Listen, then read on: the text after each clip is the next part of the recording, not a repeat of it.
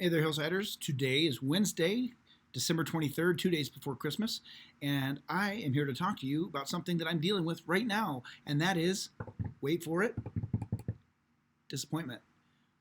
Yes, disappointment. And let me just kick it out there. This is not meaning of life disappointment. Something terrible has not happened. Um, just found out not long ago that a place that Joni and I love to go and to be and to get away, we're not going to be able to go there anymore. And it's not really up for debate, and it's not something that we can fix. It's just, to use one of my least favorite phrases, it is what it is.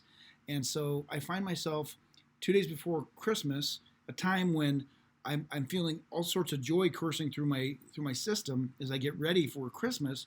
I'm also feeling disappointed. And it made me think of a couple of different things I'm also tempted to do and to feel at the same time. And so I'm kind of inviting you along for the process as I experience this disappointment. Um, Initially, in hearing we're not going to be able to go to this place that we love to go and to get away to, my initial thought was to blow up. Why? Because when I blow up, it makes me feel super strong. It makes me feel super powerful. And maybe if I blow up and let people see how big and angry and frustrated Louie is, that then I'm going to get my way. However, from past experience, I've learned that blowing up does nothing except for raise my blood pressure and kind of give people insight into the fact that I would have no self control and be somebody who would be classified as a loose cannon. So that's not helping. Another temptation that I have felt and I'm in the process of feeling post blow up is the idea to minimize. It's not that big of a deal. Yeah, I liked it, but it's getting old anyway, being able to go and to spend time and to do the things we like to do and just to kind of get away in a nice secluded area. But to do that would be a lie because I am going to miss it and it is going to be hard and it is difficult. And there's a part of me that is crying on the inside, and I'm not crying on the outside, but it's there. And I recognize that in order to lessen the long-term pain, my initial gut response of blowing up, followed by the it's not that big of a deal, it's no biggie, is something that also does not pay attention to the very real feelings that go along with disappointment.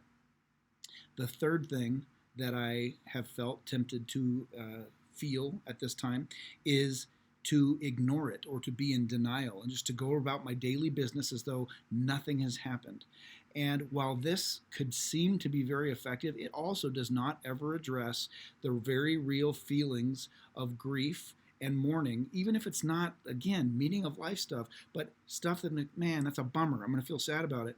I can't function in denial. I can't function by ignoring it because it's still there. And anytime I would blow up or minimize or deny or ignore, all I'm really doing is I'm charging something to a bill that's going to have to be paid later with interest. And so, in the middle of all this, I've just taken a couple of minutes right before I engaged with you to say, okay, Lord, here's where I'm at. I'm disappointed. I'm frustrated. I'm sad. I wanted to blow up. I have seen that you provided this place for us to go and to engage there and to be there. And I've been trying to learn how to be a person who recreates. And this has been one of the key places for us to recreate and to find out we can't go there in the manner that we've gone there before. I'm grieving that.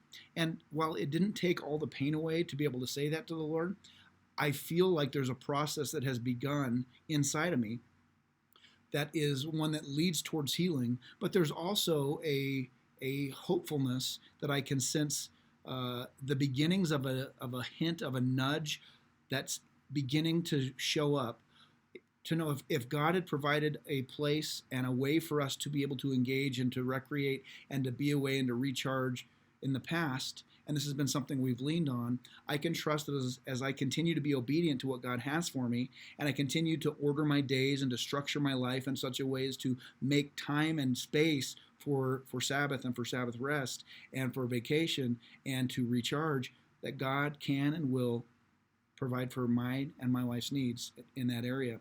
And it's okay to be disappointed. It's not okay to throw fits. It's not okay to pretend. It's not okay to be a whiny baby. One of my favorite quotes of all time. It's not okay to be a whiny baby, but it is okay to feel it. And so I'm in the process of feeling that disappointment, and I'm not trying to outweigh it with, but Christmas is coming. It's going to be wonderful.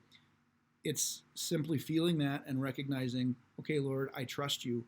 And if 2021 is coming next week, I'm going to trust that, Lord, you're going to be making new ways in my life and in the life of my family for there to be new ways for me to engage in ways of recreation and in ways of life that maybe I have not discovered because we've been leaning on these other ways of doing this. But regardless, we can grieve, we can mourn, and we can feel it and know that it's not going to be the end of us.